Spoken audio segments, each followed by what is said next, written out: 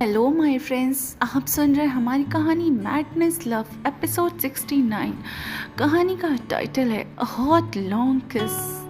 कहानी शुरू करने से पहले प्लीज़ मेरी कहानियों को सपोर्ट कीजिए और ज़्यादा से ज़्यादा लाइक, सब्सक्राइब एंड शेयर कीजिए। कहानी अच्छी लगेगी तो मैं ज़रूर इस कहानी को पूरा कंटिन्यू करूँगी और मैं अब डेली आपके लिए ये पांचों कहानियाँ डेली ही लेकर आऊँगी, यानी madness love, dominating love, heartless CO, vampire love और जिनकी मोहब्बत। ठीक है, तो अब से आपको 7 से 8 के बीच में ये सारी की सारी कहानियाँ मिल जाएंगी। तो प्लीज़ कहानियों को सुनना बिल्कुल भी मत भूलिएगा। तो चलिए अब स्टोरी को शुरू करती हूँ। अक्षय के इतना करीब आने से पीहू का माइंड ब्लॉक हो चुका था। वो अक्षय की बॉडी के टच में इतना खो गई कि उससे कुछ कहने की हिम्मत ही नहीं हो रही थी। पीहू की सांसें और बात दोनों ही उसके गले में ही अटक गए। जब पीहू ने कुछ नहीं कहा तो अक्षय ने उसके कान के पास आके धीरे से कहा, पीहू, मैंने तुम्हें तुम्हारी इस मदहोश करने वाली खुशबू के बातें तुम्हारी आवाज़ बहुत ज़्यादा मिस की है। अक्षय की बातों से पीहू एक अलग ही दुनिया में खोने लगी थी। उस पे जैसे अजीब सा नशा छाने लगा था। उसे पता नहीं चला कि कब अक्षय उसके फेस के सामने आ गया। अक्षय अपनी नशीली आंखों से पीहू के होठों को ही देख रहा था। उसे जैसे किसी और चीज़ का होश ही नहीं रहा। अक्षय पीहू के होठों पे अपना थंब फेरने लगा। ये फील होते ही अक्षय हद से ज़्यादा उसके करीब आ रहा था। पीहू होश में आकर अक्षय का नाम लेते हुए खड़ी होने लगी। अक्षय, लेकिन अक्षय ने पीहू का हाथ पकड़ उसने अपने दिल पर रख दिया। अक्षय बहुत गहरी गहरी सांसें ले रहा था। उसकी आंखें एक अजीब ही नशे में थी जो सिर्फ पीहू के होठों को देख रही थी और किस करने के लिए अक्षय को ललचा रही थी। अक्षय ने अपनी नशीली वॉइस में सिर्फ पीहू का नाम पुकारा, पीहू, और फिर से उसके होठों की तरफ पड़ने लगा। लेकिन तभी उन्हें डोर खोलने की आवाज़ आई और दिनेश ने घर के अंदर आते हुए जोर से पीहू और अक्षय का नाम पुकारा। दिनेश की आवाज़ सुनकर पीहू जोर से अक्षय की चेस्ट पर अपना हाथ रख के उसे दूर करते हुए खड़ी हो जाती है। पीहू को वो दिनेश आया है, मैं जाकर देखती हूँ। पीहू जल्दी से भागकर बाहर आ गई। पीहू के जाते ही अक्षय ने अपने दांत पीस लिए। उसने कस की अपनी आंखें बंद की और मेन डोर से चीख के कहा, दिनेश, तुम तो सच में मेरे हाथों से ही मरोगे। पीहू के बाहर आते ही खुद को संभालता और दिनेश की तरफ देखा जो हाथ में कुछ बैग लिए खड़ा था। दिनेश ने पीहू को बैग देकर कहा, मैं तुम दोनों के लिए खाना और ज़रूरत का कुछ सामान लेकर आया हूँ। तुमने सुबह से कुछ खाया नहीं है, इसलिए खाना खा के रेस्ट करो। मैं अक्षय से मिल लेता हूँ। दिनेश जैसे ही अक्षय के रूम में गया उसे देख एक पल के लिए तो घबरा गया। अक्षय अपने दोनों आर्म को क्रॉस किए, आंखें बड़ी किए हुए गुस्से में ही दिनेश को घूर रहा था। दिनेश कुछ कहने से पहले अक्षय ने अपने दांत मीच लिए। अगर तुम मरना नहीं चाहते तो अभी का अभी यहाँ से दफा हो जाओ। अक्षय की बात सुनकर दिनेश घबरा गया। उसने अपना सलाइवा अंदर की ओर गटका और ठीक है, जाता हूँ, इतना भड़क क्यों रहे हो। बेचारा दिनेश पीहू को जल्दी से बाइक लेकर वहाँ से चला गया। दूसरी तरफ अवि और दिव्या बहुत घबरा गए थे क्योंकि रात हो चुकी थी और अब सब पीहू के बारे में पूछने लगे। यही सोचकर उन दोनों के चेहरे पे पसीना आने लगा और उनकी हालत अब खराब होने लगी और ज़्यादा ही खराब हो गई। अब तो अभी के पापा भी उनके इस बुलाने पर दोनों घबराते हुए उनके सामने आकर खड़ी हो गई। अभी कुछ कहने ही लगी थी कि उसके पापा ने बोलना शुरू कर दिया, पीहू को एकेडमी में कुछ ज़रूरी काम से मैनेजर ने बुला लिया है और कल तुम्हें भी वापस जाना है, इसलिए जल्दी सो जाना। ये सुनकर अभी और दिव्या की अटकी हुई सांसें बाहर आई। उन्हें हैरानी से एक दूसरे की तरफ देखा और मन में सोचा, मैनेजर, लेकिन अगले ही पल वे सब कुछ समझ गई। उनके फेस पे हल्की सी मुस्कुराहट आ गई। दोनों ओके कहकर रूम में चली गई। दोनों जाते हुए आपस में हाथ से क्लैप करते हुए बोली, अक्षय सच में रॉकिंग है। हॉस्पिटल में अक्षय पीहू के चेहरे से ही उसकी परेशानियों को समझ गया था और जब पीहू अवि को कॉल करने के लिए गई तभी अक्षय ने एकेडमी के मैनेजर को कॉल करके उन्हें सब समझा दिया और पीहू की फैमिली से झूठ बोलने के लिए कन्विंस भी कर लिया था। लेकिन ये बात उसने पीहू को नहीं बताई। अब जब दिव्या और रवि दोनों ही खुश और टेंशन फ्री होकर रूम में सोने के लिए चली गई, कुछ ही देर में पीहू अक्षय के लिए दिनेश का लाया हुआ खाना लेकर आई, जो देख अक्षय ने मन में दिनेश को गालियां देकर कहा, साला कमीना, क्या जहर लेकर आया है, खिचड़ी, इससे खाकर तो सच में मैं मर जाऊंगा।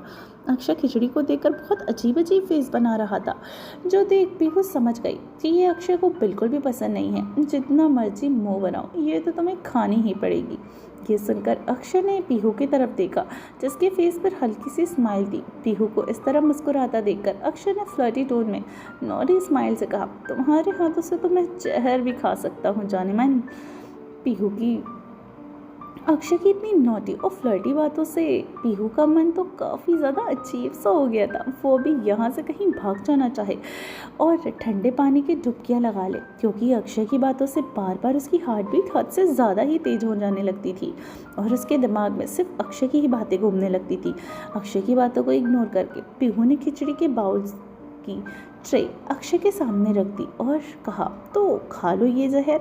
पीहू ट्रे रखकर वहाँ से जाने लगी। तभी अक्षय ने उसका हाथ पकड़कर उसे अपनी ओर खींच लिया।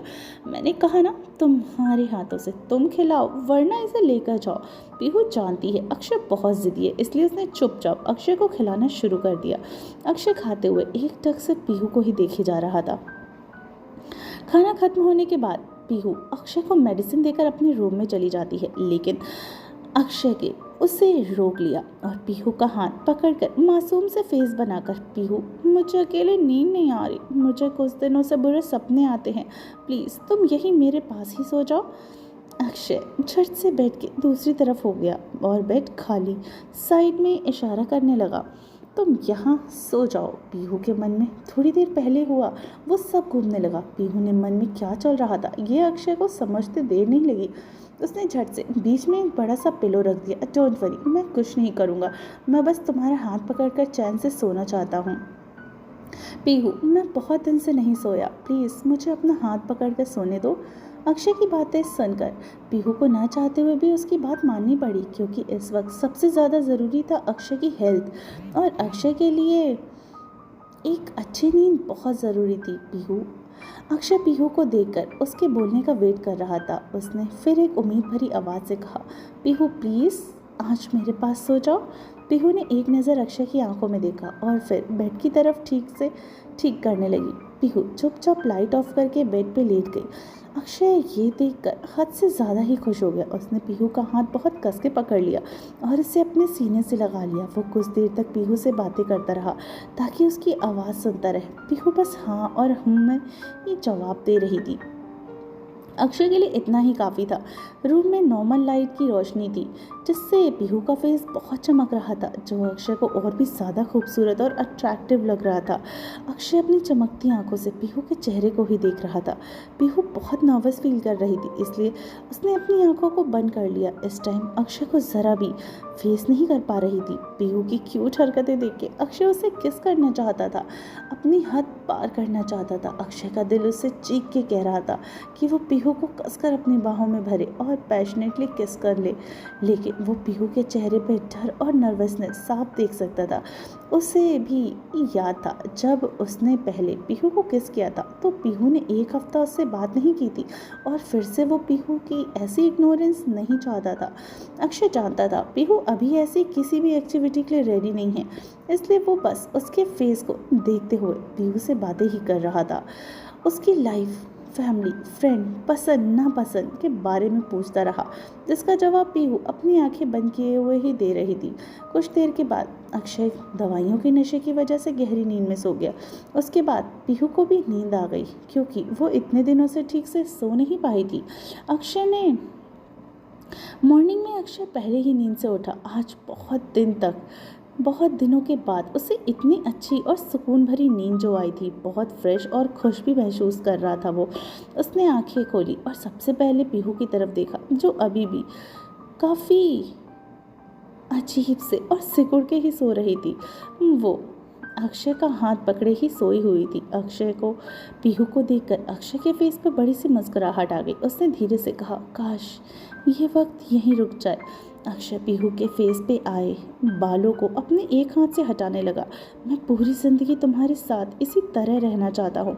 तुम मेरी वन एंड लास्ट विश हो। इतना कहकर अक्षय खुद को पीहू को किस करने से रोक नहीं पाया, इसलिए वो पीहू को किस करने के लिए आगे ही बढ़ने लगा। अक्षय जस्ट पीहू के होठों के करीब ही था, तभी पीहू ने आंखें खोल चिल्लाकर कहा, अक्षय। पीहू की आवाज़ सुनकर अक्षय रुक गया। पीहू बिना देर के बेड से खड़ी हो गई। तुमने प्रॉमिस किया था, तुम ऐसा कुछ नहीं करोगे। तुम। पीहू आगे कुछ कह ही नहीं पाई और ये देखकर अक्षय मासूम सा बेबी बाउल बना लेता है। मैं तो बस चेक कर रहा था कि तुम सच में सो रही हो या नाटक कर रही हो। ये सुनकर पीहू बहुत ज़्यादा इरिटेट हो गई और रूम से चुपचाप बाहर चली गई, क्योंकि वो समझ चुकी थी इस वक्त अक्षय को कुछ भी कहना बेकार है। अक्षय अपने बीमार होने का हद से ज़्यादा ही फ़ायदा उठा रहा था, पीहू को परेशान कर रहा था। पीहू को इतना इरिटेट देकर अक्षय को बहुत मज़ा आ रहा था। तुमने एक हफ्ते तक मुझे बहुत परेशान किया डियर, इसका बदला तो लेना बहुत ज़रूरी है। अक्षय रूम में बैठा खुद से बड़बड़ाकर मस्ती में मचल रहा था। धीरे धीरे अक्षय की फ्लर्टी हरकतें बढ़ने लगी। वो कई बार पीहू को सिर्फ टीज करने के लिए उसके करीब जाता, उसे उकसाता, लेकिन कई बार वो सच में पीहू को किस करना चाहता था, उसे कस के अपनी बाहों में भरना चाहता था, प्यार करना चाहता था, लेकिन वो खुद को कंट्रोल कर रहा था। वहीं दूसरी तरफ अभी ने भी ऑफिस ज्वाइन कर लिया था। जब से निखिल को पता चला था तो वह काफ़ी और बहुत ज़्यादा खुश भी था।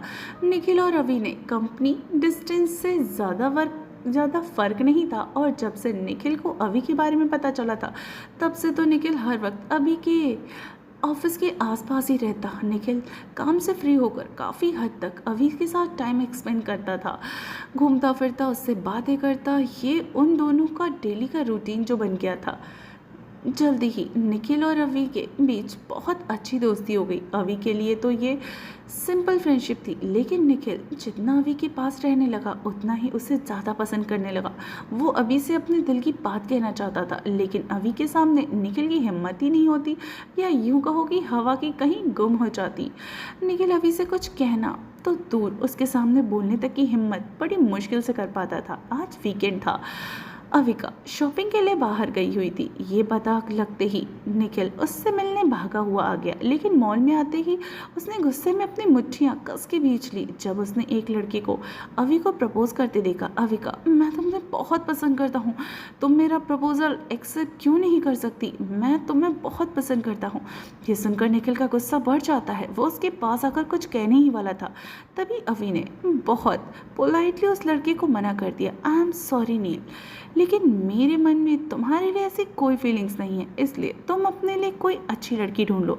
इतना कहकर अभी जैसे ही वहाँ से जाने लगी, नील पीछे से ज़ोर से चिल्लाने लगा, जिसकी वजह से सबकी अटेंशन उसकी तरफ हो गई। सब इकट्ठा होकर उन्हें ही देखने लगे। नील एक तरफ से अभी को फोर्स कर रहा था, जो उनसे कुछ दूर खड़ा होकर निखिल देखकर पूरा ज्वालामुखी बन रहा था और किसी भी वक्त फट सकता था। नील बिना किसी की परवाह किए बोले जा रहा था, जो निखिल से अब बर्दाश्त नहीं हुआ। उसने नील को मारने के लिए अपना एक कदम बढ़ाया ही था कि अचानक वो घबरा कर रुक गया, क्योंकि अविका ने नील के प्राइवेट पार्ट पर एक जोर से किक कर दिया, जिस वजह से नील वहीं फर्श पर अपनी प्राइवेट पार्ट को कवर करके बैठ गया। ये देखकर बेचारे निखिल के तो चेहरे के रंग ही उड़ गए। उसने घबरा कर अपने प्राइवेट पार्ट को कवर करके दर्द भरी आवाज़ में कहा, ये तो बहुत वाइल्ड है निखिल बेटा, तू तो गया काम से। अभी गुस्से में नील को घूर रही थी। तुम लड़कों को आखिर क्या लगता है, इस तरह ब्लैकमेल करके तमाशा करके किसी भी लड़की को फोर्स कर सकते हो? सॉरी, लेकिन मैं उस टाइप की बिल्कुल भी नहीं हूँ, तो मुझसे ये सब ट्राई करने की कोशिश मत करना। नो, नो मीन्स नो, समझे यू इडियट। अभी का ये रूप देखकर निखिल के तो पूरी तरह होश ही उड़ चुके थे। बाप रे, ये तो आपकी बहन से भी ज़्यादा बेरहम है।